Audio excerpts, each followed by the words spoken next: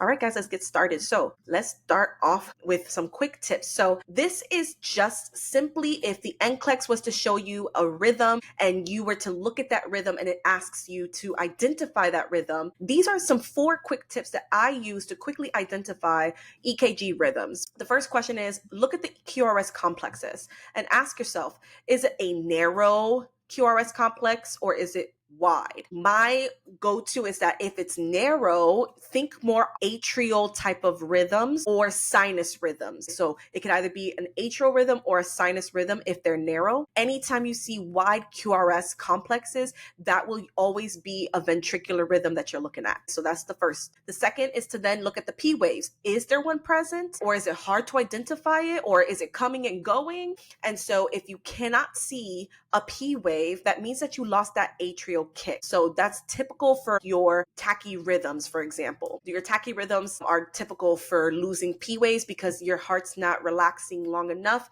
to get that atrial kick, which is going to help depolarize your ventricles. Okay. So ask yourself, is there one present? And a lot of times you will also find that if it's not present, you have some kind of issue with your heart. And then sometimes it might be lost in something. And that could be from like 8 blocks and things like that.